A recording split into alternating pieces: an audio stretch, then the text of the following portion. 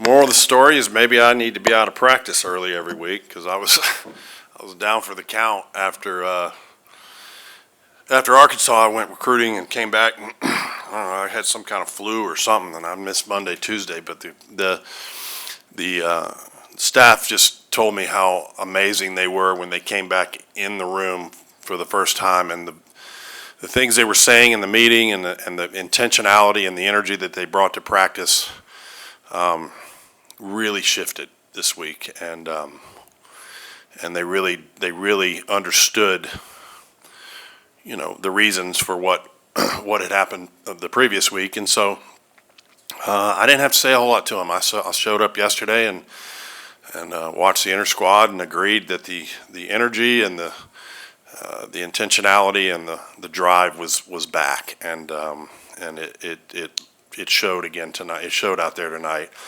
But we got to be careful. Again, it's one meet, and we've got to be able to do this stuff on the road. So that's what we'll see what happens next. The next 5 minutes. Is that a question? Oh. Yeah, Coach. The vault. How much of a tone setter was that? It was huge.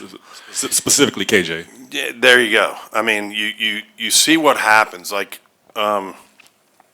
momentum is hard to get sometimes, and when you get it, you got to be able to hold on to it. KJ starts us in a place with momentum 90% of the time when she goes out there and does that. And so it just lit the fuse, and it just lit the fuse, and you could just feel it. I started to relax. As soon as she did that, I was like, watch this. Because you could just see it in their face, and they were just going to do it all the way through. With the one caveat to that being that it seemed as though the vault judges for both teams were going to cap everything at a 9.925. There was no shot they were going any higher. We stone stuck first four in a row. I think they did the same thing with at least 2 1.5s that I saw, and it's just, and so then you see other kids begin to press because they're trying to do something just like almost supernatural to try and get to the next tier, so. You see that in other places too, on other events, but that's where I saw it tonight. And I think both teams performed exceptionally well overall tonight, but I thought both teams did well, specifically. Gio winning the all-around, as a freshman in a top 10 showdown. It's huge. How would you describe her performance tonight? Very Gio-like. I mean, that's who we are. I think she just had to settle back down. I think, sometimes as a freshman you can come in, have immediate success and expectation and this sort of feeling of have to can climb all over you, and I think maybe she had experienced that a little bit in spots for a couple of weeks, and that's the conversation that I had with her too, was, get back to letting things happen organically. Shut the brain off. Stop analyzing everything you do. I just think she did a really extraordinary job, as did so many, but she did great.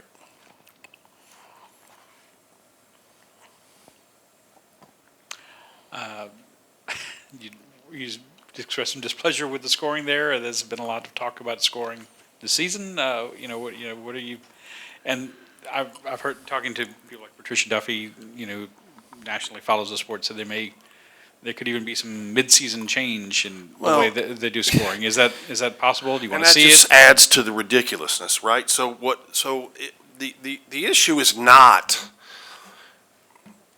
that I think scores should remain unduly high. The issue is that this thing we've put in place, either intentionally or unintentionally, has only attacked one part of scoring, and it has tamped down the ceiling and done very little about anything else. And so it's not equitable across the board. I'm all for credibility in scoring. I'm all for increased accuracy understanding that we are a subjective sport and you will never remove the subjectivity. I just don't think that this thing has been rolled out in a manner, and it's supposed to be a pilot program, and yet we're getting newsletters and we're getting told, what the deductions are that are being missed most. Says who? Judging in venue is a different deal than sitting somewhere, who knows where, in a living room on a video screen, and then that level of subjectivity is supposed to add more credibility. And so I think what we have created is that with a targeted part of the scoring spectrum, we have judges looking over their shoulder. And there's better ways to do this. I am not about like everything should get a 10. That's not it at all.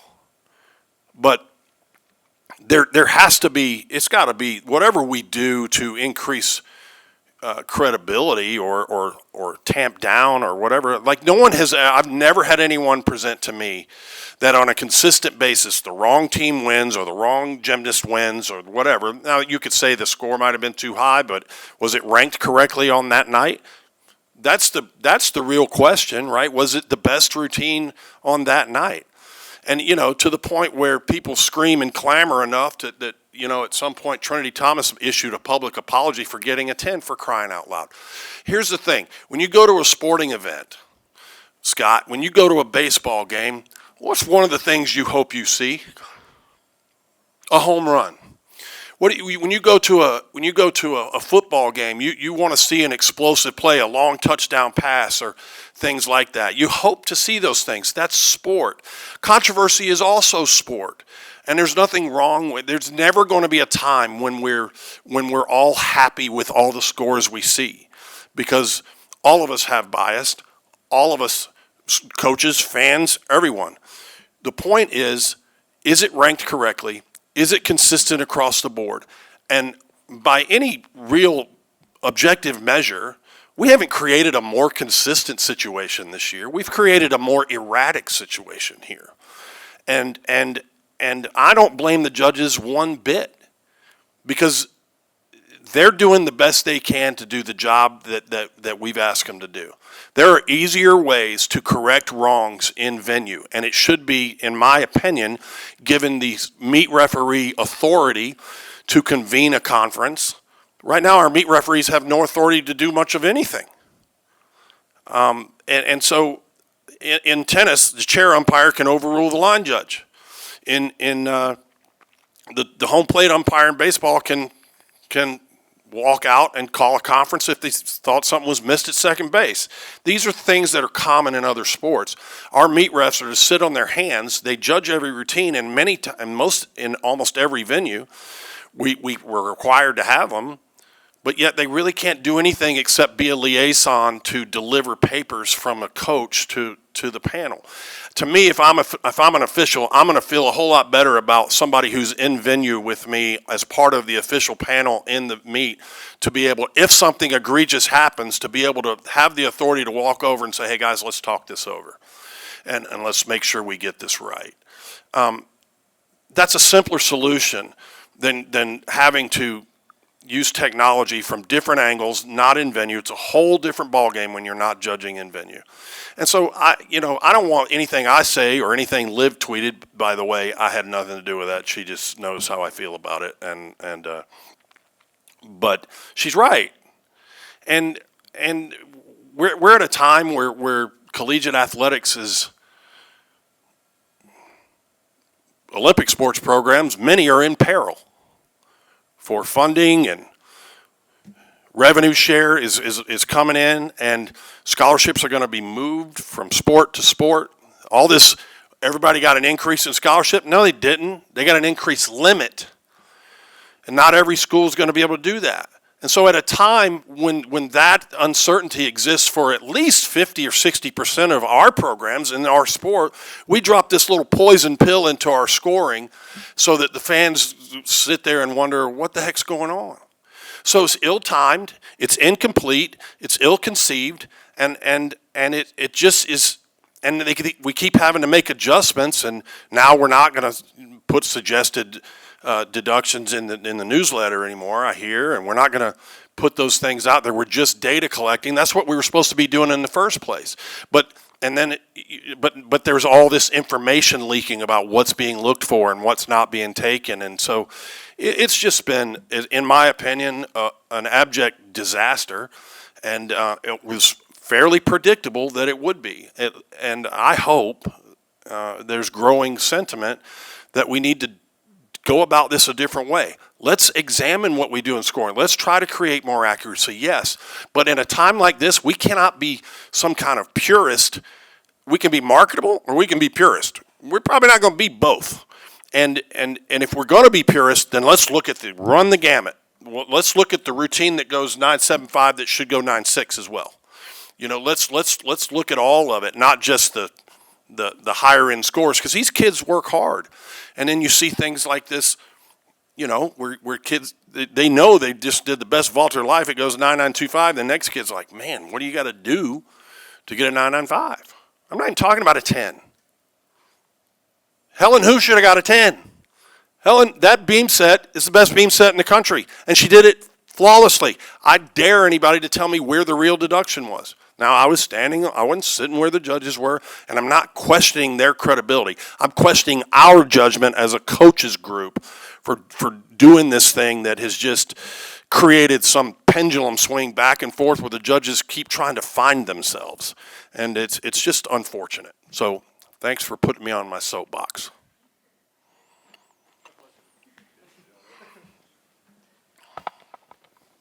I mean, it's not affecting the rankings. If you look year to year over the last several years, I mean, the rankings and the teams that are in the top 15 or whatever, it's the usual suspects. But if you look at where at the higher end scores on each team and where they're capped, there's where the change is. And so the fans don't get to see their home run. They see them, and they clear the fence. We just don't call them home runs anymore. I said that on the air, but that was kind of what I meant anyway. Coach, not trying to harp on the negative, but you got to be pretty shocked to see Finnegan at the bottom of bars and floors. Was it kind of just an off day for her? I'm not even commenting about that, man. I think that's a ridiculous statement. What Aaliyah Finnegan's done for this program, she's allowed to have a routine or two that she's not at her best. I'm not even gonna justify that.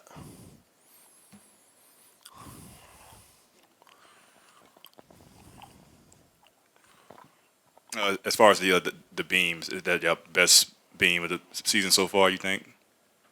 I thought it was fabulous. Those first four got up there. Haley's, we had a little thing, I guess whatever I had is kind of run through several of them, and Haley's got a little respiratory thing going. She was coughing and sniffling and doing things. She didn't seem herself going into that, but, Haley's just getting her legs under her, and I thought Aaliyah's routine up until the dismount was, those first four were really, really strong, and I'm super pleased with that beam set. I'm super pleased with the whole meet, really. There's still places to improve, obviously, but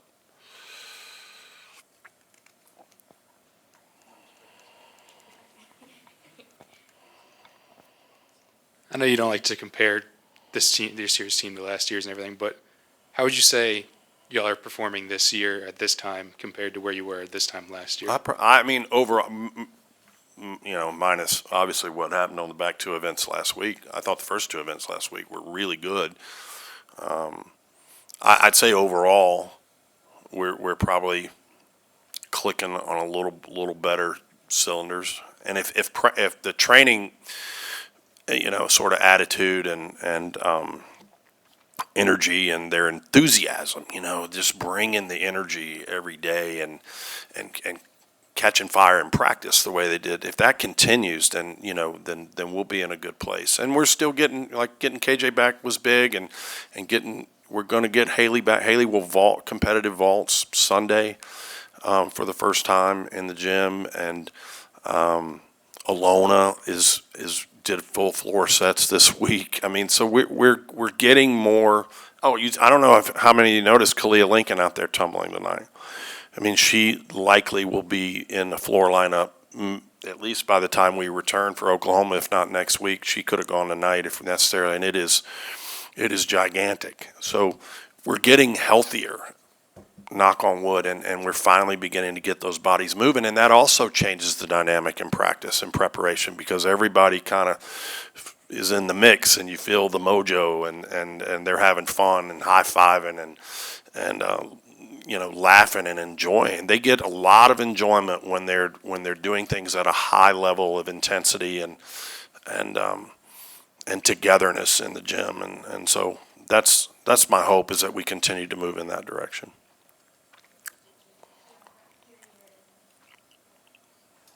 Yeah, KJ returning from injury, killing it on vault. How have you seen her grow in her performance tonight? She's I'm just happy for her. She went through a rough patch this fall, and I was worried. I was worried that we might not get her back, and a lot of it really had nothing to do with her feet or anything physically. She just was not in a good space for her, and I'm just happy she's back because her personality's back, and she's coming in the gym. And I know when KJ's in a good place because when she sees me, she greets me by saying, "Hey, buddy." That's the way she's always done it. So when KJ's in a good spot, that you can hear it, you can see it in her demeanor and in her countenance, and she's been back for several weeks now, and so she was chomping at the bit to vault tonight. Lexi's Ice did a great job in warm-ups and in inter-squad too, and wanted to go, but we really needed to get KJ back out there. It was time, and she needed that, and I think it turned out to be the right decision for tonight.